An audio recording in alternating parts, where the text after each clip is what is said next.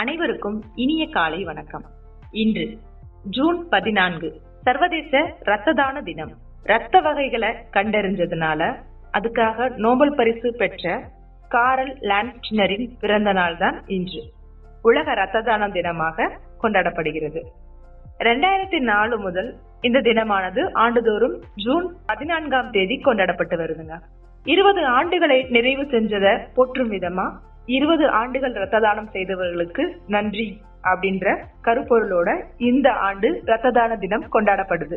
இன்னைக்கு இந்த சிறப்பு நாள்ல நம்ம நிலையத்துக்கு ஜீவநதி அறக்கட்டளையின் தலைமை அரங்காவலர் எஸ் கணேஷ் முருகன் அவர்கள் இணைஞ்சிருக்கிறாங்க. வணக்கம் சார். உங்களை பத்தியும் உங்களுடைய ஜீவநதி அறக்கட்டளையை பத்தியும் எங்க மக்களுக்கு அறிமுகப்படுத்தி வைங்க சார். கண்டிப்பா. வாழ்க வையகம், வளர்க மனிதநேயம். நான் ஜீவநதி இரத்த தான அறக்கட்டளையோட தலைமை ஒருங்கிணைப்பாளர் கணேஷ் முருகன். இந்த ஜீவநதி அறக்கட்டளை கடந்த ஒரு 25 ஆண்டு காலமா மதுரை நகர்ல பல்வேறு இடங்கள்ல இரத்த தான முகாம்கள் நடத்தி அதன் மூலமா கிடைக்கிற ரத்தத்தை நம்ம மதுரை அரசு ராஜாஜி மருத்துவமனையில இருக்கிற ஏழை எளிய மக்களுக்காக கொடுத்துக்கிட்டு இருக்கோம். இதை கடந்த ஒரு 25 ஆண்டு காலமா செஞ்சுட்டு இருக்கோம். இதுதான் நம்ம அறக்கட்டளையோட. நல்லது சார். உங்களுடைய இந்த புனிதமான சேவை 100 ஆண்டு காலம் நிலைச்சிருக்கணும் அப்படின்னு சொல்லிட்டு வானொலி சார்பாகவும் எங்களுடைய மக்கள் சார்பாகவும் வாழ்த்திக்கிறோம் சார். நன்றிமா. இன்னைக்கு நிகழ்ச்சியில நமது பகுதியில் இருக்கக்கூடிய மக்களுடைய சந்தேகங்களுக்கு தான் நீங்க பதில் அளிக்க போறீங்க. நம்ம பகுதியில் இருக்கக்கூடிய மக்கள் நம்மளுடைய நிலையத்துக்கு நிறைய கேள்விகள் அனுப்பியிருக்காங்க. யாரெல்லாம் என்ன கேள்விகள் கேட்டிருக்காங்க அப்படின்றத பார்க்கலாம் சார். எங்க பகுதியில இருந்து வேல்முருகன் அவங்க சேக்கிப்பட்டில இருந்து ஒரு கேள்வி கேட்டிருக்காங்க. சார், நான் ரொம்ப ஒல்லியா இருக்கேன், நான் ரத்த தானம் செய்யலாமா அப்படின்னு ஒரு கேள்வி கேட்டிருக்காங்க. இதுக்கு தங்களோட பதில் என்ன சார்? கண்டிப்பா. இந்த நேருக்கு நான் சொல்ற பதில் என்ன அப்படின்னு கேட்டீங்கன்னா, பொதுவா ரத்த தானம் செய்யறவங்களோட உடல் எடை குறைந்தது 45 கிலோவுக்கு மேல இருக்கணும். அவர் ஒல்லியா இருந்தாலும் அவர் 45 கிலோவுக்கு மேல உடல் எடை இருக்கிறாரு அப்படின்னா எடை அளவுல அவர் ரத்த தானம் செய்ய தகுதி உடையவராகிறாரு. ஓகேங்க சார். 45 கிலோவுக்கு நீங்க மேல இருந்தா கட்டாயம் ரத்த தானம் செய்யலாம் அப்படின்னு நீங்க அழகா சொல்லியிருக்கீங்க. நன்றி சார். அதே போல எங்க பகுதியில ஒரு பெண்மணி ஒரு கேள்வி கேட்டிருக்கிறாங்க. இது பெண்களுக்கே இருக்கக்கூடிய ஒரு மிகப்பெரிய சந்தேகம் தான். அனிதா காலாப்பூர்ல இருந்து என்ன கேள்வி கேட்டிருக்காங்க அப்படின்னு பாத்தீங்கன்னா, இப்ப பொதுவா பெண்கள் ரத்த தானம் செய்யறதுக்கு ரொம்ப யோசிப்பாங்க. அதுலயும் சில காலங்கள்ல அவங்க ரத்த தானம் செய்யறதுக்கான வாய்ப்புகள் ரொம்ப கம்மி, அதுவும் கர்ப்ப காலம் இந்த மாதிரி நாட்கள்ல. பெண்கள் எந்த காலங்கள்ல ரத்த தானம் செய்யக்கூடாது, இதை பத்தின உங்களுக்கு கருத்து சொல்லுங்க சார் அப்படின்னு கேட்டிருக்காங்க. கண்டிப்பா. ஒரு நல்ல கேள்வி கேட்ட நேருக்கு என்னோட நன்றியை தெரிவிச்சுக்கிறேன். பொதுவா ஆணா இருந்தாலும் பெண்ணா இருந்தாலும் ரத்த தானம் செய்யலாம். ஆனா ரத்த தானம் பெண்கள் எந்த நேரத்துல செய்யறத தவிர்க்கணும் அப்படின்னு கேட்டீங்க அப்படின்னா, பெண்கள் தங்களுடைய கர்ப்ப காலத்திலையும் அப்புறம் குழந்தைக்கு பாலூட்டுற நேரங்கள்லையும் மற்றும் அவங்களோட மாதவிடாய் காலங்கள்லையும் ரத்த தானம் செய்யறத அவங்க தவிர்க்கணும். ஓகே சார், ரொம்ப நன்றி சார். இது ஒரு முக்கியமான கொஸ்டின். ஏன்னா நிறைய அவங்களுக்கே ரத்தம் தேவைப்படக்கூடிய ஒரு சூழல்ல அவங்க இருக்கிறாங்க. அப்போ அவங்க சில நாட்கள்ல செய்யக்கூடாது அப்படின்னு அவங்க நினைக்கிறது இல்லை. இதுக்கு சரியான கேள்வியா அவங்க கேட்டிருந்தாங்க. ரொம்ப சந்தோஷம். அனிதா அவர்களுக்கு நன்றி. அடுத்த ஒரு கேள்வி என்ன அப்படின்னு பாத்தீங்கன்னா, 30 வயதுக்கு மேலேயே இப்ப நிறைய நோய்களால நிறைய தொடர்ந்து கண்டினியூவா டேப்லெட் எடுத்துக்கிறவங்க இருக்கிறாங்க. இங்க பாத்தீங்கன்னா தொந்திலிங்கபுரத்துல இருந்து அப்பாசாமி ஐயா அவங்க ஒரு கேள்வி கேட்டிருக்கிறாங்க. நான் தொடர்ச்சியா மருந்து மாத்திரை எடுத்துக்கிறேன், நான் ரத்த தானம் செய்யலாமா அப்படின்னு ஒரு கேள்வி கேட்டிருக்கிறாங்க சார். ஐயா அப்பாசாமி ஐயா அவர்களுக்கு என்னுடைய பதில் என்ன அப்படின்னா, பொதுவா எந்த விதமான மருந்துகளையும் என்ன பிரச்சனைக்காகவும் தொடர்ந்து உட்கொண்டுட்டு வர்றவங்க அவங்க சாப்பிட்ற மாத்திரை அப்படின்றது அவங்க ரத்தத்துல கலந்துதான் வேலை செய்யுது. அப்ப ரத்த தானம் அப்படின்றது அவங்க அடுத்தவங்களுக்கு கொடுக்கும்போது அது பிளட் அப்படின்றதே ஒரு ஃபாரின் பாடி தான். இன்னொருத்தருக்கு இன்னொரு போகும்போது அவங்களுக்கு ஒரு ஃபாரின் பாடி தான், ஒரு அந்நியமான பொருள் தான், அதே வகை ரத்தமா இருந்தாலும். அப்படி இருக்கும்போது இந்த மாதிரி மருந்து மாத்திரை உட்கொண்டு வரவங்க ரத்த தானம் செய்யறது ரத்த தானம் செய்யறத தவிர்க்கிறது நல்லது அப்படின்ற பதில அப்பாத்துறை ஐயாவுக்கு நான் தெரிவிச்சுட்டு காரணம். நன்றி அப்பாத்துறை ஐயா. ஓகேங்க சார், ரொம்ப நன்றிங்க சார். இன்னொருத்தவங்க ஒரு கேள்வி கேட்டிருக்காங்க. இது கொஞ்சம் சிரிப்பா கூட இருந்தது எனக்கு படிக்கும்போது. பாத்தீங்கன்னா எனக்கு வந்து ரத்த தானம் செய்யறதுக்கே பயமா இருக்கு. என்னோட ஃப்ரெண்ட்ஸ் வந்து நிறைய பேர் வந்து அதை பத்தி ஒரு மாதிரி சொன்னாங்க. அதனால நான் பயப்படுறேன். ஆனா எனக்கு அது கொஞ்சம் ஆர்வமா இருக்கு. யாருக்காவது ஏதாவது உதவி பண்ணணும் அப்படின்னு தோணுது அப்படின்னு சொல்லி சதீஷ்குமார் கருங்காலக்குடியில இருந்து கேட்டிருக்கிறாங்க. அவங்களுக்கு ரத்த தானம் செய்யறதுக்கு ஆர்வமா இருக்காங்க சார். ஆனா வந்து அதை பத்தின எனக்கு இன்னும் அவேர்னஸ் இல்ல, கொஞ்சம் அறிவுரை சொல்லுங்க சார் அப்படின்ற மாதிரி கேட்டிருக்காங்க. கொஞ்சம் பயமா இருக்கு அப்படின்னு கூட சொல்லியிருக்கிறாங்க சார். கண்டிப்பா கண்டிப்பா. இது பொதுவாக அந்த கருங்காலக்குடி நண்பருக்கு நான் நன்றியை தெரிவிச்சுக்கிறேன். முதற்கண் வந்து அவரோட பயத்தை விட்டு வெளியில வந்து இந்த கேள்வியை தைரியமா கேட்டிருக்காரு. அதுக்காக அவர் நன்றி தெரிவிச்சுக்கிறேன். பொதுவாக வந்து மக்களுக்கு வந்து ரத்த தானம் குறித்து பொது வெளியில ஒரு பயம் இருக்கிறது அப்படின்றது உண்மைதான். அது வந்து தேவை இல்லாதது அப்படின்றது என்னோட கருத்து. ஏன் அப்படின்னு கேட்டீங்க அப்படின்னா, ரத்தம் அப்படின்றது நம்மளுடைய உமிழ்நீர் மாதிரி திரும்பி திரும்பி நம்ம உடம்புல வந்து சுரந்துட்டே இருக்கக்கூடிய ஒரு பொருள் தான். சரிங்களா? அப்படி இருக்கும்போது ரத்த தானம் போதுமான அளவு ரத்தம், அதாவது ரத்த தானம் செய்யறவங்களுக்கு உடல்ல வந்து ஒரு 12.5 அளவுல அவங்க உடம்புல ஹீமோகுளோபின் இருந்தாதான் அவங்க ரத்த தானம் செய்ய மருத்துவர்களால வந்து அறிவுறுத்தப்படுவாங்க. அப்படி இருக்கும்போது அவங்களுக்கு தகுதி இருந்தா தான் நான் ஏற்கனவே சொன்ன மாதிரி அவங்க வந்து ரத்த தானம் செய்ய அனுமதிக்கப்படுறாங்க. அதனால இதுல எந்த ஒரு பயமும் தேவையில்லை. ஏன்னா முறையான மருத்துவ பரிசோதனைகளுக்கு பின்னர் தான் அவர்கிட்ட வந்து ரத்தம் வந்து தானமா பெறப்பட்டு தேவைப்படும் நோயாளிகளுக்கு வந்து ஏற்றப்படுது. அதனால ஏற்கனவே சொன்ன மாதிரி ரத்தம் திரும்ப திரும்ப நம்ம கொடுத்துட்டங்காட்டி நம்ம உடம்புல ரத்தம் வந்து அப்படியே குறைஞ்சு நம்ம பலவீனம் அடைய போறதில்லை. நம்மால தானமா தரப்பட்ட ரத்தம் ஒரே நாள்ல நம்ம உடலால திரும்பி ஈடு செய்யப்பட்டோம். அதனால ரத்த தானம் செய்யறதுக்கு பயப்பட வேண்டிய அவசியம் இல்லைன்றதை கருங்காக்குடியிலே இருக்கு நான் அன்போட தெரிவிச்சேன். நன்றி சதீஷ். உங்களுடைய பயம் வந்து நிறைய பேருக்கு இருக்கு. இந்த கேள்விக்கான பதில் அவங்களுடைய சந்தேகங்களை போக்கும் அப்படின்னு நம்புறோம். அதே போல வந்து மங்களாமட்டில இருந்து ஆறுமுகம் அப்படின்றவங்க வந்து இந்த கேள்வி கேட்டிருக்காங்க. இவங்களை நம்மளுக்கு தெரியும் சார். இவங்க நிறைய தடவை டொனேட் பண்றவங்க தான். ஏதாவது அவசரத்துக்கு கேட்டோம்னா வந்து பண்ணி கொடுத்துட்டு போவாங்க. நாங்களே நிறைய பேருக்கு இவங்களை ஆர்கனைஸ் பண்ணி கொடுத்துருக்குறோம். அவங்க என்ன கேட்கறாங்கன்னா, நான் வந்து தொடர்ந்து பண்றேன், ஆனா வந்து இப்போ ஒருத்தவங்க நிறுவனத்துக்கு கீழே இருந்து பண்ணுனா அது வந்து உனக்கு இன்னமும் சிறப்பா இருக்கும் அப்படின்னு நினைக்கிறேன். இப்போ உங்க நிறுவனம் வந்து மதுரையில இருக்குன்னு சொல்லியிருக்கீங்க. அப்ப நான் வந்து எப்படி உங்களை அணுகிறது அப்படின்ற மாதிரி ஒரு கேள்வியை கேட்டிருக்காங்க சார். முதல்கள் வந்து நம்ம நிறுவனத்தின் சார்பா வந்து இணைஞ்சு பங்கெடுத்து நான் வந்து ரத்த தானம் செய்ய முன்வரேன்னு சொன்ன ஆறுமுகம் ஐயா அவர்களுக்கு என்னுடைய மனமார்ந்த நன்றியை தெரிவிச்சுக்கிறேன். நான் ஏற்கனவே குறிப்பிட்டபடி நம்ம நிறுவனம் வந்து ஒரு தொண்டு நிறுவனம். இந்த தொண்டு நிறுவனம் வந்து முழுக்க வந்து கட்டணம் இல்லாத இலவச சேவையை தான் வந்து 25 ஆண்டுகளாக நான் சேவை பண்ணிட்டு இருக்கோம். ரத்த கொடையாளர்கள் மூலமா அரசு மருத்துவமனை உட்பட மதுரையில் இருக்க எல்லா மருத்துவமனைகளுக்கும் ரத்த கொடையாளர் அனுப்புறோம்.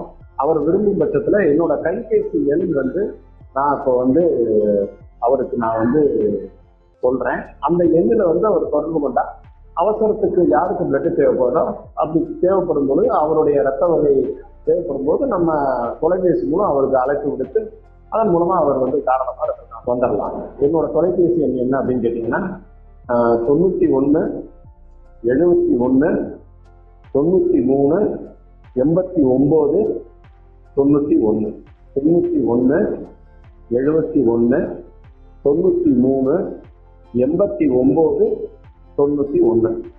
நன்றி ஆர்மோம் ஐயா. நன்றிங்க சார். இந்த நம்பர்ல வந்து நீங்க அவங்கள சாரை தொடர்பு கொண்டீங்கன்னா நீங்களும் தொடர்ந்து வந்து ரத்த தானம் செய்யலாம். அதுவும் பாதுகாப்பான முறையில வந்துட்டு உங்களோட ரத்தம் சரியான நபருக்கு செல்றதுக்கான ஒரு வழியை ஏற்படுத்தி கொடுப்பாங்க. அதனால நீங்க பயப்படாம வந்துட்டு இந்த நம்பரை தொடர்பு கொண்டு நீங்க வந்து உங்களுடைய பேரை பதிவு பண்ணிக்கலாம். நன்றி ஆறுமுகம். அதே போல வந்துட்டு இன்னொரு லேடிஸ் வந்து கேட்டிருக்கிறாங்க சார். ஒரு கேள்வி கேட்டிருக்காங்க குமுட்ராம்பட்டியில இருந்து. இப்போ வந்து நிறைய இடங்கள்ல ரத்த தானம் செய்யலாம், அதுக்கான கேம்ப் எல்லாம் ஆர்கனைஸ் பண்றாங்க. ஆனா அந்த ரத்தம்லாம் கரெக்டா அங்கதான் போகுதா அப்படின்றது எங்களுக்கு கொஞ்சம் நெருடலான கேள்வியா இருக்கு. அது வந்து அதை பத்தின கொஞ்சம் எங்களுக்கு ஒரு விழிப்புணர்வு கொடுங்க சார் அப்படின்னு கேட்டிருக்காங்க. அருமையான ஒரு கேள்வி கேட்ட சகோதரிக்கு முதற்க நீங்க நன்றியை தெரிவிச்சுக்கிறேன். நிச்சயமா இந்த சந்தேகம் நிறைய பேருக்கு எழுவது வந்து இயற்கையான ஒன்று தான். இப்போ வந்து ரத்த தான முகாம் நடத்துறதுக்கு வந்து அரசால அங்கீகரிக்கப்பட்ட அமைப்புகள், இரத்த வங்கிகள் அவங்க தான் வந்து ரத்த தான முகாம் நடத்துறதுக்கு அங்கீகாரம் வழங்கப்பட்டிருக்கு. இவங்க வந்து அந்த ரத்த தான முகாம் நடக்கும்போது அந்த இடத்துக்கு போய் அதை வந்து உறுதி பண்ணிக்கலாம். அவங்க அரசாங்கத்தால் அங்கீகரிக்கப்பட்ட ஒரு இரத்த வங்கி தானா அப்படின்றத உறுதி பண்ணிக்கிட்டு, அது தனியார் ரத்த வங்கியா இருந்தாலும் சரி, அரசு ரத்த வங்கியா இருந்தாலும் சரி, அரசு உரிமம் பெற்றிருக்கணும். அதை வந்து உறுதிப்படுத்திக்கிட்டு தாராளமா அவங்க வந்து ரத்த தானம் வந்து செய்யலாம். அரசு ரத்த வங்கிகளுக்கு அரசோட அங்கீகாரம் இயல்பாக இருக்கும். மற்ற இடங்கள்ல டொனேட் பண்ணும்போது அவங்களோட ஐயத்தை வந்து கலையும் பண்ணணும். அவங்க வந்து கன்ஃபார்ம் பண்ணிக்கிட்டு தாராளமா ரத்த தானம் செய்யலாம். இதுல எந்த ஒரு தவறும் கிடையாது. இப்போ நான் வந்துட்டு இப்போ ரீசெண்டா ஒரு 4 மாசத்துக்கு முன்னாடி ரத்த தானம் வந்துட்டு மதுரையில வந்து கொடுக்கறதுக்காக ஒருத்தவங்களுக்கு ஆப்ரேஷனுக்காக கொடுக்கறதுக்கு போயிருந்தேன். அவங்க என்ன பண்ணாங்கன்னா ஆர்கனைஸ் பண்ணி கொடுத்தது உங்களை மாதிரியான ஒரு நிறுவனம் வந்து ஆர்கனைஸ் பண்ணி கொடுத்தாங்க. அங்க போயிட்டு நம்ம ரத்தம் கொடுத்ததுக்கு அப்புறமா அவங்க ஒரு சான்றிதழ்லாம் கொடுத்தாங்க சார். அது கொஞ்சம் நல்ல ஒரு அப்ரிசியேஷன் மாதிரி இருந்தது. உண்மையில எனக்கு அது ரொம்ப திருப்தியா இருந்தது. அவங்க என்ன சொன்னாங்கன்னா, உங்க சொந்தக்காரங்களுக்கு யாருக்காவது இந்த மாதிரி ரத்தம் தேவைப்பட்டா நீங்க எங்களை தொடர்பு கொள்ளலாம், உங்களுக்கு உதவுறதுக்கு நாங்க தயாரா இருக்கோம் அப்படின்ற மாதிரி ஒரு விஷயத்தையும் சொன்னாங்க. அதுவும் ரொம்ப மகிழ்ச்சியா இருந்தது. நம்ம வந்து இன்னைக்கு ஒருத்தவங்களுக்கு உதவி பண்ணும்போது நமக்கு தேவையான இடத்துல அவங்க உதவி பண்றோம் அப்படின்னு சொல்லும் போது ரொம்ப மகிழ்ச்சியான விஷயமா இருந்தது சார். இந்த நேரத்தில் நான் பதிவு பண்ணிக்கணும்னு நினைக்கிறேன். கண்டிப்பா நீங்க ரத்த தானம் செய்ததுக்கு என்னுடைய மனமார்ந்த வாழ்த்துக்கள்மா. அதே போல வந்துட்டு வசுமதி அவங்க வந்து கொட்டாம்பட்டியில இருந்து ஒரு கேள்வி கேட்டிருக்காங்க சார். இப்போ ரத்த தானம் செய்யறது ஓகே, எவ்வளவு நாளைக்கு ஒரு முறை செய்யலாம், ஏதாவது கணக்கு இருக்கா, நான் வந்து கண்டினியூவாலாம் ரத்த தானம் செய்ய முடியுமா அப்படின்னு கேட்டிருக்கிறாங்க. கண்டிப்பா சகோதரி வசுமதிக்கு முதல் தைரியமா அந்த கேள்வி எழுப்புறதுக்கு அவங்க இப்ப ரத்த தானம் அப்படின்றது பாத்தீங்க அப்படின்னா ஆண் பெண் அப்படின்ற பேதம் கிடையாது. ஆனா அவங்களுக்குள்ள இடைவெளியில ஒரு சிறிய வித்தியாசம் இருக்கு. என்ன அப்படின்னா ஆரோக்கியமான ஆண்கள் வந்து 3 மாதத்துக்கு ஒரு முறையும், ஆரோக்கியமான பெண்கள் ஒரு 4 மாதத்துக்கு ஒரு முறையும் தாராளமா ரத்த தானம் செய்யலாம். ரத்த தானம் செய்யும் போது அவங்களுடைய ஏற்கனவே குறிப்பிட்டபடி அவங்களோட ரத்தத்துல இரும்பு சத்தோட அளவு அப்படின்றது 12.5க்கு மேல இருக்கணும். இந்த 12.5க்கு மேல இருக்கும்போது தாராளமா அவங்க வந்து பெண்கள் வந்து 4 மாதங்களுக்கு ஒரு முறை தாராளமா ரத்த தானம் செய்யலாம். மற்ற பரிசோதனைகளை இந்த ஒரு விதிமுறைகளுக்கு உட்பட்டது. தாராளமா அவங்க வந்து 4 மாதத்திற்கு ஒரு முறை ரத்த தானம் செய்யலாம். ஹீமோகுளோபினோட அளவை சீரா மெயின்டைன் பண்ணுறது. நன்றி சார். இப்போ வந்துட்டு கண்ணன் அவங்க வந்து ஒரு பள்ளப்பட்டியில இருந்து ஒரு கேள்வி கேட்டிருக்கிறாங்க. இது என்ன கொஸ்டின்னா, நான் வந்து 6 வருஷத்துக்கு முன்னாடி வந்து ரத்த தானம் செஞ்சிருக்கேன். அதுக்கப்புறம் வெளிநாடு சென்றதுனால அதுக்கான வாய்ப்பு எனக்கு இல்லை. நான் திரும்பி செய்யலாமா, நான் எதுவும் பரிசோதனை எடுத்துக்கணுமா அப்படின்னு கேட்டிருக்கிறாங்க சார். இல்ல, அதாவது இப்ப அவரோட பிளட் வந்து பொதுவா வந்து அவர்கிட்ட இருந்து ஒருத்தர் இருந்து பிளட்டை எடுக்கிறாங்க அப்படின்னா, நான் ஏற்கனவே சொன்ன மாதிரி அடிப்படையில அவங்க வந்து அந்த ஸ்பாட்ல பண்றது வந்து ஹீமோகுளோபின் கரெக்டா இருக்கான்னு பார்ப்பாங்க, உடல் எடை கரெக்டா இருக்கான்னு பார்ப்பாங்க. அது போக வந்து அவங்க ஏதாவது தொடர்ச்சியா மருந்து உட்கொள்றாங்களா அப்படின்னு கேட்பாங்க. அதெல்லாம் கேட்டு சில கொஸ்டின்ஸ் இருக்கும். அதெல்லாம் கேட்டுட்டு அதுக்கப்புறம் ரத்த தானம் செய்ய அனுமதிப்பாங்க. அந்த மாதிரியான சில நிறைய கேள்விகள் வந்து கேட்கும்போது அந்த விண்ணப்ப படிவத்துல இருக்க கேள்விகள் வந்து ஒரு குறிப்பா சொல்லணும் அப்படின்னா, அவர் வந்து இப்ப ஒரு வெறிநாய் கடிக்கு ஆளாயிருக்கிறாரு அப்படின்னா, அவரு அந்த வெறிநாய் கடிக்கு அடித்து அந்த கடைசி ஊசி போட்டு ஓராண்டு கழித்து தான் அவர் ரத்த தானம் செய்யணும். மலேரியா, டைஃபாய்டு, மஞ்சக்காமாலை இந்த மாதிரியான ஏதாவது தொற்றுக்கு ஆளாயிருக்காருன்னா கிட்டத்தட்ட அதெல்லாம் முடிஞ்சு ட்ரீட்மெண்ட் முடிஞ்சு ஒரு 2 ஆண்டுகளுக்கு பின்னாடி தான் அவர் வந்து ரத்த தானம் செய்யணும். அதே நேரத்தில் அவர் ஒரு பல்லு பிடுங்கி இருக்கிறாரு அப்படின்னு சொன்னா அவர் வந்து ஓராண்டு கழித்து தான் ரத்த தானம் செய்யணும். ஒரு பச்சை குத்தி இருக்கிறாரு அப்படின்னு சொன்னா அவர் இன்னைக்கு பச்சை குத்துறது அப்படின்றது ஒரு ஃபேஷனா இருக்கு இளைஞர்கள் மத்தியில. அவங்களுக்காக தான் இந்த விஷயத்தை நான் சொல்லிக்க ஆசைப்படுறேன். பச்சை குத்துறதுன்றது இளைஞரோட ஃபேஷன், அது தவறுன்னு நான் சொல்ல மாட்டேன். ஆனா அட் த சேம் டைம் என்ன அப்படின்னு கேட்டீங்கன்னா, பச்சை குத்துறவங்க வந்து 6 மாதம் கழிச்சு தான் வந்து ரத்த தானம் செய்ய முடியும். அதே நேரத்துல ஒரு வெளிநாட்டுக்கு நான் போயிட்டு வந்தேன், நான் வந்து ரத்த தானம் செய்ய முடியுமான்ற மாதிரி அவர் கேள்வி கேட்டிருந்தாரு. அவர் உடம்புல வந்து எந்த ஒரு தொற்று இல்லைன்னு அவர் உறுதிப்படுத்தி கண்டிப்பா அந்த உறுதி அவருக்கு இருக்கும், அந்த கான்பிடன்ட் இருக்கும். அதே நேரத்துல வந்து வெளிநாட்டுல வாழ்ந்துட்டு வந்து இருந்தவங்கனாலும் சரி, உள்ள இருந்தவங்கனாலும் சரி, இந்த கண்டிஷன் ஏதாவது போட்டுதான். மற்றபடி ரத்தத்தை எடுத்துட்டு போய் பரிசோதனை பண்ணி அதுல ஏதாவது பிரச்சனை இருக்கு அப்படின்னு கண்டிப்பா அந்த பிளட்டை வந்து தேவைப்படுற நோயாளி கேட்க மாட்டாங்க, அதை தவிர்த்துருவாங்க. அதனால அவர் ஒன்றும் பயப்பட வேண்டிய அவசியம் இல்லை. நன்றி ஐயா. கண்ணன் சாருக்கு நீங்க வந்து தெளிவான விளக்கம் கொடுத்தீங்க சார், ரொம்ப சந்தோஷம், நல்ல விஷயம். இன்னொரு கேள்வி கேட்டிருக்கிறாங்க. இந்த அக்னேஸ்வரன் அப்படின்னு சொல்லிட்டு ஒரு தம்பி கேட்டிருக்கிறாங்க காலாப்பூர்ல இருந்து. அவங்க என்ன கேட்டிருக்காங்கன்னா, இப்போ வந்து நான் படிச்ச வரைக்குமே வந்து ரத்தத்தை வந்து 4 பிரிச்சு 4 பேருக்கு கொடுப்பாங்கன்னு படிச்சிருக்கேன். ஆனா சினிமால எல்லாம் பாத்தீங்கன்னா அப்படியே ஏத்துறாங்களே, இது எந்த அளவுக்கு உண்மை, இதுல பொய் எதுவும் இருக்கு அப்படின்னு கேட்டிருக்கிறாங்க. நிறைய பேருக்கு இந்த டவுட் இருக்கும் சார், கட்டாயமா. கண்டிப்பா கண்டிப்பா நிச்சயம் இது வந்து இப்ப திரைப்படங்கள்ல வந்து பார்க்கும்போது அது வந்து ஒரு ஒரு ஒரு உணர்ச்சிகளை வந்து கொஞ்சம் மேலிட வைக்கணும் அப்படிங்கறக்காக அப்படி வந்து பண்ணுவாங்க. நான் அந்த சப்ஜெக்ட்ல போல வரல. ஆனா காமனா வந்து என்னன்னு கேட்டீங்கன்னா, ரத்தத்தை எல்லாம் இங்க இருந்து ஒரு ஆள் கொடுத்து அப்படியே அடுத்த ஆளுக்குலாம் அப்படின்னா ஏத்துற மாதிரியான செட்டப் எப்பயுமே கிடையாது. முதல் கொடுத்த ரத்தத்தை முறையா பரிசோதனை பண்ணி அதுக்கப்புறம் அதுல எந்த ஒரு தொற்றும் இல்லைன்னு உறுதிப்படுத்தப்பட்ட பின்னர் தான் அதை வந்து நோயாளிக்கு வந்து வழங்குவாங்க. இதுதான் நடைமுறை. அப்புறம் இன்னொரு கேள்வியும் அவர் சேர்த்து கேட்டிருந்தாரு. அதாவது இன்னொரு கேள்வி நம்ம சேர்த்து கேட்டிருந்தாரு. நாளா பிரிச்சு கொடுப்பாங்கன்னு சொல்றாங்க. கண்டிப்பா சாரி. நாளா பிரிச்சு கொடுப்பாங்க. ஆமா, அது உண்மைதான். அது என்ன அப்படின்னு கேட்டீங்க அப்படின்னா, பொதுவா ரத்தத்தோட பகுதி பொருட்கள் அப்படின்னு சொல்லி ரத்த சிகப்பான பிளேட்லெட்ஸ் அப்படின்ற ரத்த தட்டுகள், அப்புறம் வந்து பிளாஸ்மா, ஒயிட் செல்ஸ் இருக்கு. இதை வந்து யாருக்கு வந்து என்ன தேவையோ, சில நேரங்கள்ல ஒருத்தங்களுக்கு வந்து இப்போ வந்து தீக்காயம் பட்டவங்களுக்கு பிளாஸ்மா அப்படின்ற பொருள் பொதுவா தேவைப்படும். அப்படி மாதிரி தேவைப்படுற நேரங்கள்ல பிளாஸ்மா தேவைப்படுற நோயாளிகளுக்கு பிளாஸ்மா இருப்பாங்க. ஹீமோகுளோபின் கம்மியா இருக்கிறவங்களுக்கு பேக்கெட் செல்லுன்னு சொல்லக்கூடிய ரத்த சிவப்பணுக்களை ஏற்றுவாங்க. பிளேட்லெட் கம்மியா இருக்கு அப்படின்னு மருத்துவர்கள் ஃபீல் பண்றாங்க அப்படின்னா ரத்த தட்டுக்கள்னு சொல்லக்கூடிய பிளேட்லெட் ஏற்றுவாங்க. இப்படி வந்து யாருக்கு என்ன தேவை அப்படின்ற முழு ரத்தமும் ஏற்ற வேண்டிய அவசியம் இல்லை. ரத்தத்தோட பகுதி பொருட்களை ஏற்றினாலே போதுமானதுன்னு மருத்துவர் வந்து பரிந்துரைக்கிற நோயாளிகளுக்கு மட்டும் பிரிச்சு ஏற்றுவாங்க. இது வந்து மருத்துவரோட முடிவுக்கு உட்பட்ட விஷயம்.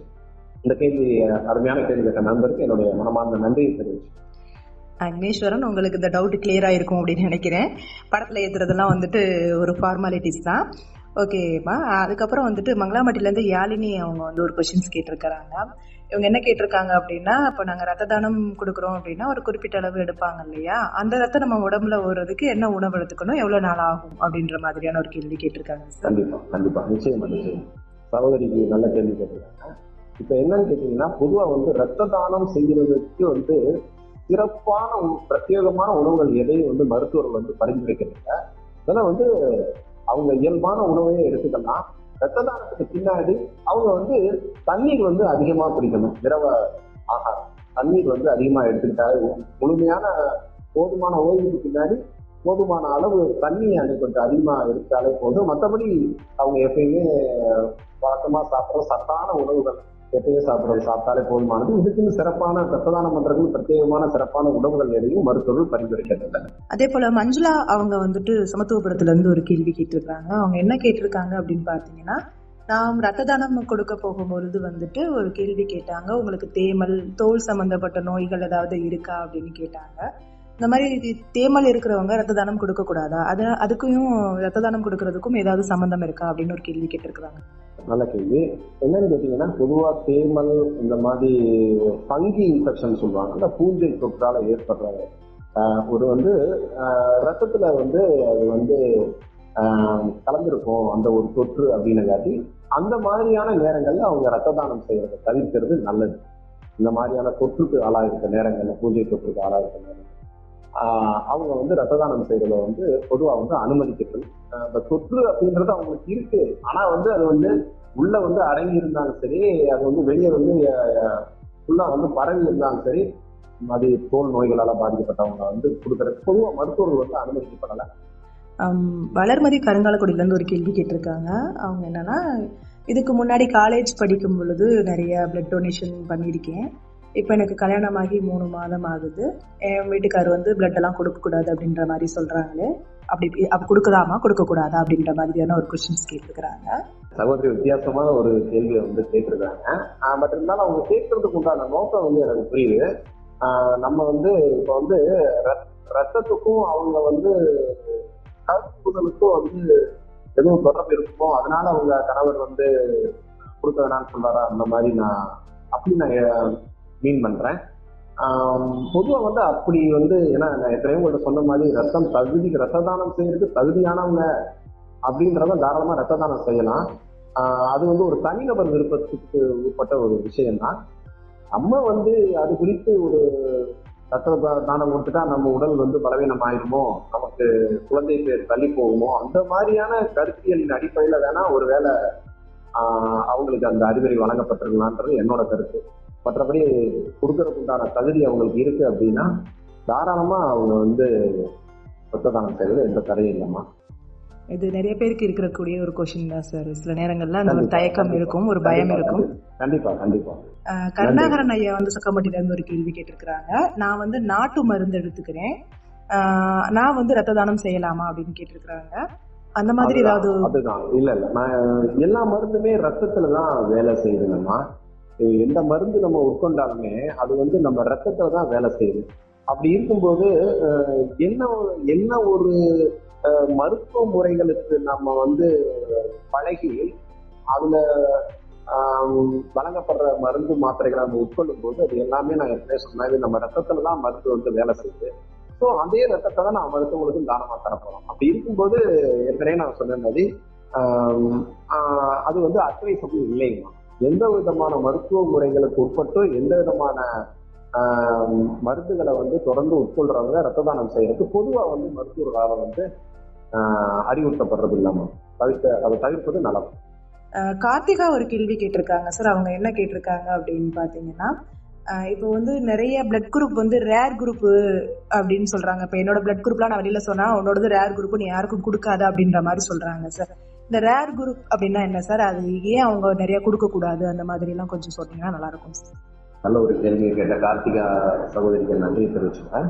இப்ப ரேர் குரூப் அப்படின்றது என்ன, அதாவது நெகட்டிவ் வகை ரத்தம், அதை தான் வந்து நம்ம ரேர் குரூப். எல்லா வகை நெகட்டிவ் ரத்தமும் ரேர் குரூப் தான். ரத்தத்துல பொதுவா வந்து ஏபிஓ இதுதான் ரத்த பிரிவு.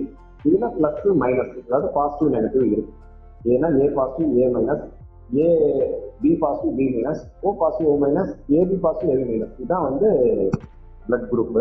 இதுல வந்து நான் ஏற்கனவே குறிப்பிட்ட மாதிரி இதுல நெகட்டிவ் பிளட் குரூப் இருக்குல்ல, ஏ மைனஸ் பி மைனஸ் ஓ மைனஸ் ஏபி மைனஸ், இந்த மாதிரியான ரத்த வகை கொண்டவர்களோட எண்ணிக்கை வந்து உங்களுக்கு குறைவா இருக்கும். எண்ணிக்கை குறைவா இருக்கும்போது அவங்க ஒரு ப்ரொபோர்ஷனேட்டா அவங்களோட ரத்த தானம் செய்யறவங்களோட எண்ணிக்கையும் குறைவா இருக்கும். அந்த மாதிரி நேரத்துல ரத்த தானம், ஒரு நெகட்டிவ் பிளட் குரூப் இருக்க ஒரு பேஷண்ட் ரத்தம் தேவைப்படும் போது நம்ம வந்து நெகட்டிவ் பிளட் குரூப் தான் ஏறும். அந்த நேரத்துல அந்த ரத்த கொடையாளர்களோட எண்ணிக்கை குறைவா இருக்காது. அது வந்து ஆட்டோமேட்டிக்கா ஒரு வேறா நமக்கு வந்து சமைஞ்சு போகுது. வந்து நெகட்டிவ் பிளட் குரூப் அப்படின்றது இருக்கிற நோயாளிகள் எல்லாருமே வந்து கண்டிப்பா வந்து இப்போ பாதுகாப்பா இருக்கணுன்றது தான் வந்து உண்மை. அதே நேரத்தில் நெகட்டிவ் பிளட் குரூப் நோயாளிகள் இன்னும் கூடுதல் பாதுகாப்பா, ஏன்னா அவங்களுக்கு ரத்தம் சம்பந்தமான ஏதாவது ஒரு சிகிச்சை தேவைப்படும் போது அந்நேரத்துல பிளட் கிடைக்கிறது ரொம்ப அரிதா இருக்கிறதுனால அவங்க இன்னும் கூடுதல் பாதுகாப்போட தங்களோட உடல் நல கவனிச்சுக்கிறது ரொம்ப நல்லதுமா. நல்ல விஷயம் சொன்னீங்க சார். இதுல என்னோட ஒரு கருத்தும் நான் சொல்றேன். இந்த மாதிரி வந்து ரேர் குரூப் இருக்கிறவங்க நிறைய டொனேட் பண்றதுக்கு முன் வரணும் சார். ஏன்னா அது அவசரத்துக்கு கிடைக்கவே மாட்டேங்குது, ரொம்ப அவஸ்தப்படுறாங்க. அந்த மாதிரி டைம்கள்ல அவங்க முன்கூட்டியே கொஞ்சம் அவங்க உதவி பண்றதுக்கு முன்னேற்பாடா இருந்தாங்கன்னா, டொனேட்டரா இருந்தாங்கன்னா, தேவைக்கு நம்ம அவங்களை கண்டுபிடிக்கிறது ரொம்ப வசதியா இருக்கும் சார். அது ரேரா இருக்குன்றதுக்காகவே அவங்க வந்து வெளியிலையும் சொல்லவும் மாட்டேங்கிறாங்க, கொடுக்கவும் போக மாட்டேங்கிறாங்க. அதுதான் பெரிய பிரச்சனையா இருக்குது. அழகா சொன்னீங்கம்மா, ரொம்ப அழகா சொன்னீங்க. கார்த்திகாவுக்கு நன்றி. கார்த்திகா, உங்களோட குரூப் ரேரா இருந்தாலும் நீங்க வந்து டொனேட் பண்ணுங்க. அது மற்ற உயிரினங்களுக்கு ரொம்பவும் யூஸ்ஃபுல்லா இருக்கும். நீங்க ரொம்ப பாதுகாக்கப்பட வேண்டியவங்க அப்படின்னு நான் நினைக்கிறேன். அப்புறம் சார் இன்னொரு கொஸ்டின் கேட்டிருக்காங்க பழனி சொக்கம்பட்டில இருந்து. என்ன கேட்டிருக்காங்கன்னா, நிறைய பேர் இந்த குடிச்சிட்டு வராங்க, மது அருந்திட்டு வராங்க, அவங்க தான் பிளட் கொடுக்க கூடாதுன்னு தான் சொல்றாங்க இல்லையே, அது வந்து எத்தனை நாள் வரைக்கும் கொடுக்க கூடாது அப்படின்ற மாதிரி கேட்கறாங்க சார். நல்ல ஒரு கேள்வி கேட்ட சகோதரருக்கு நன்றி. மது அருந்தி 24 மணி நேரத்துக்கு அப்புறம் தான் அவர் வந்து ரத்த தானம் செய்ய தகுதி உடையவராகிறாரு. நான் என்ன சொல்லிக்கிறேன்னா, எப்பயுமே மது அருந்தக்கூடாது அப்படின்றது தான் என்னோட கோரிக்கை. அதே நேரத்துல வந்து ரத்த தானம் செய்ய நான் ஆர்வமா இருக்கேன். ஆனா வந்து நான் வந்து முதல் நாள் நான் மது அருந்தி 24 மணி நேரம் கழிச்சுதான் வந்து அவங்க ரத்தத்தை தானம் செய்யறதுக்கு அனுமதிக்கப்படுறாங்க. இன்னும் ஒரே ஒரு கொஸ்டின் சார், அதுக்கு நீங்க ஆல்ரெடி பதில் சொல்லியிருக்கீங்க, இருந்தாலும் அவங்க நேர் கேட்டிருக்கிறாங்க. கண்மணி என்ன கேள்வி கேட்டிருக்காங்க அப்படின்னா, இப்ப நிறைய பேர் பச்சை குத்திக்கிறாங்கல்ல சார், அவங்க வந்து பிளட் கொடுக்கூடாதுன்னா சொல்றாங்களே, உண்மைதானா? இப்ப என் ஃப்ரெண்ட் எல்லாம் பாத்தீங்கன்னா உதட்டுல பச்சை குத்தி இருக்கா, புருவத்துல எல்லாம் பச்சை குத்தி இருக்கா, அப்ப அவெல்லாம் பிளட் கொடுக்க கூடாதா அப்படின்ற மாதிரி கேட்டிருக்காங்க சார். நிச்சயமா நான் ஏற்கனவே குறிப்பிட்டபடி இப்ப வந்து பச்சை குத்துறதுல வந்து எதுக்காக வந்து அதை வந்து அவாய்ட் பண்ணணும் ஒரு 1 இயர் அப்படிங்கிறாங்க. பொதுவாக வந்து என்ன சொல்றது, அதாவது 1000 குற்றவாளிகள் வந்து தப்பிக்கலாம், ஒரே ஒரு நிரபராதி தண்டிக்கப்படக்கூடாதுன்னு நம்ம மகாத்மா சொன்னார். அதன் அடிப்படையில தான் வந்து பாத்தீங்க அப்படின்னா இந்த தொற்று அப்படின்றது வந்து இருக்கலாம், இல்லாமலும் இருக்கலாம். தப்பி தவறி கூட ரத்தத்தின் மூலம் தொற்று அடுத்தவங்களுக்கு பரவிடக்கூடாது அப்படின்றதுக்காண்டி பச்சை குத்தும் போது ஏதேனும் தொற்று அவங்களுக்கு வந்து ஏற்பட்டிருக்கும் நான் சொல்ல வரல. ஒருவேளை அதை அவங்களே உணராம இருந்து அவங்க ரத்த தானம் செய்யும் போது அது அவங்க உடம்புல இருந்து இன்னொருத்தருக்கு கடத்தப்பட்டுச்சுன்னா அவங்களுக்கும் அந்த தொற்று வந்து கடத்தப்படும். அதனாலதான் வந்து பச்சை குத்தி 1 வருஷம் கழிச்சு 1 ஆண்டு கழித்து ரத்த தானம் செய்ய அவங்க தகுதி உடையவராகிறாங்க. அந்த ஓராண்டுக்கு அந்த இன்ஃபெக்ஷன் இருக்குது இல்லை அப்படின்றது வெளியே வந்துடும், தெரிஞ்சிடும், அவங்களுக்கே தெரிஞ்சிடும் அப்படின்றதாட்டி இந்த கால அளவு இளைஞர்கள் கொஞ்சம் யோசிக்கணும்ன்றத, பச்சை குத்துறத பத்தி இளைஞர்கள் மறுபரிசீலனை பண்ணணும் அப்படிங்கறத என்னோட தாழ்மையான வேண்டுகோள். நாளைக்கு அவங்க குடும்பத்துல இருக்கிற ஒருத்தவங்களுக்கே தேவை இருக்கும் பொழுது அவங்களால முடியலன்னும் போது எவ்வளவு ஒரு மன வருத்தமா அவங்க ஃபீல் பண்ண வேண்டி இருக்கும் சார். கண்டிப்பா அது வந்து ரொம்ப கஷ்டமான விஷயம். என்னோட ஒரு கடைசியான வேண்டுகோள் அப்படின்றது என்ன அப்படின்னா, இப்ப நம்மளோட ஜாதி நமக்கு தெரியுது, நம்ம மதம் தெரியுது, ஆனா முக்கால்வாசி பேருக்கு அவங்க உடம்புல தோற்றம் தொற்று மறைவு வரை ஓடிக்கிட்டு ஜீவ நதியா ஓடிக்கிட்டு ரத்தத்தோட வகை தெரியல. எல்லாருமே ஃபர்ஸ்ட் தங்களோட பிளட் குரூப்பை வந்து தெரிஞ்சுக்கணும். இப்ப பாத்துட்டீங்கன்னா இன்றைய டிஜிட்டல் உலக எல்லாருமே வந்து ஒவ்வொரு குடும்பமும் வாட்ஸ்அப் குரூப்ல இருக்காங்க. ஒவ்வொரு குழுலையும் வாட்ஸ்அப் குழுக்கள், எத்தனையோ குழுக்கள் இருக்கு. அந்த குழுக்கள்ல எல்லாம் அவங்க பேருக்கு முன்னாடி வந்து ராமன் அப்படின்னா ஏ பாசிட்டிவ் ராமன் அப்படின்னு அவரே வந்து ரத்த தானம் செய்ய தகுதி உடையவரா இருந்தா ஏ பாசிட்டிவ் ராமன் வச்சுட்டா தேவை உள்ளவங்க அவசர நேரத்துல அவரை வந்து அழைக்க முடியும். சரியா? அதனால இந்த மாதிரியான ஒரு சின்ன சின்ன யோசனைகளை வந்து அவங்க வந்து நடைமுறைப்படுத்தி வச்சுட்டாங்க அப்படின்னா ரத்த தானம் செய்ய தகுதி உள்ளவங்க உரிய நேரத்துல உரிய நோயாளிக்கு ரத்தம் கிடைக்கும். அப்புறம் ஒரு தாழ்மையான வேண்டுகோள் இரண்டாவது என்னன்னா, பொதுவா வந்து இன்னைக்கு வந்து ரத்தத்தோட தேவை அப்படின்றது மலையளவு இருக்கு, ஆனா ரத்தம் வந்து கிடைக்கிறது பாத்தீங்கன்னா கடுகளவு தான் கிடைக்குது. ஏன்னு கேட்டீங்க அப்படின்னா ப்ரொபோஷனேட்டா ஏற்கனவே நான் குறிப்பிட்ட மாதிரி மக்கள் தொகையோட ஒப்பிடும் போது பாத்தீங்கன்னா ரத்த கொடையாளர்களோட எண்ணிக்கை ரொம்ப ரொம்ப குறைவு. அதனால வந்து இப்போ ரத்தம் தேவை அப்படின்னு எழுதும்போது முதல்ல வந்து சம்பந்தப்பட்டவங்க தன்னோட சுற்றத்திலையும் நட்புலையும் பார்க்கணும். அதுக்கப்புறம் தன்னார்வ வட்டாரத்துக்கு அவங்க வந்தா அது சரியா இருக்கு. அப்பதான் வந்து நட்பு இதெல்லாம் வந்துட்டு ஒரு ரத்த தானம் குறித்த விழிப்புணர்வை ஏற்படுத்த முடியும், உதவியும் விரைவா கிடைக்கும். ஏன் வந்து இந்த 3வது அந்த தன்னார்வ வட்டத்துக்கு வாங்கன்னு சொல்றேன்னா, அந்த வட்டம் வந்து எப்பயுமே ஆல்வேஸ் என்கேஜ்டாரு. ஏன்னு கேட்டீங்கன்னா எல்லாருக்குமே யாருக்கு வேணாலும் நான் ரத்த தானம் தரேன்னு தயாரா இருக்கிறவங்க யாருக்காவது ஒருத்தருக்கு ரெகுலர் இன்டர்வல்ல கொடுத்துட்டே தான் இருக்கிறாங்க. நாம வந்து தேவை அப்படிங்கும் போது அந்த தன்னார்வ வட்டாரத்தை வந்து முதல்ல அணுகாம நம்மளை சுத்தி இருக்கிற முதல் உதவியை சுத்தி இருக்கிறவங்க செஞ்சாங்கன்னா உரிய நேரத்துல இன்னுயிரை காப்பாத்துறதுக்கு உதவியா இருக்கும்.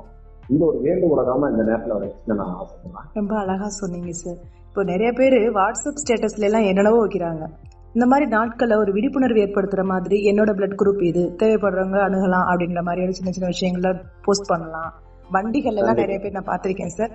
பின்னாடி வந்துட்டு என்னோட பிளட் குரூப் வந்து பி பாசிட்டிவ், தேவைப்படுவங்க அந்த நம்பருக்கு அலைங்க அப்படின்லாம் போட்டிருப்பாங்க. அதெல்லாம் ரொம்ப டச்சிங்கான ஒரு விஷயமா இருக்கும். இதெல்லாம் வந்து பாக்குறவங்களும் அதை வந்து ரெஸ்பெக்ட் பண்ணணும், தானும் அதை செய்யணும். என்னென்னமோ ஸ்டேட்டஸ் வைக்கிறீங்க, ஒரு நாளைக்கு இந்த விழிப்புணர்வு தர இந்த தினத்தை ரத்த தானம் செய்யுங்க அப்படின்னு சொல்லிட்டு நீங்க ஒரு ஹேஷ்டேக் பண்ணலாம். அதே போல பாத்தீங்கன்னா நீங்க வந்துட்டு உங்களுடைய ஸ்டேட்டஸ்ல இந்த மாதிரியான விஷயங்களை நீங்க பண்ணலாம். எதுக்கோ நீங்க விழிப்புணர்வு கொடுக்குறீங்க, இதுக்கும் நீங்க விழிப்புணர்வு கொடுத்தீங்கன்னா ரொம்பவும் மகிழ்ச்சிகரமா உங்களுடைய ஒரு அடியை நீங்க மக்கள் சேவைக்கு எடுத்து வச்சீங்க அப்படின்னு நாங்க நினைச்சுக்கலாம்.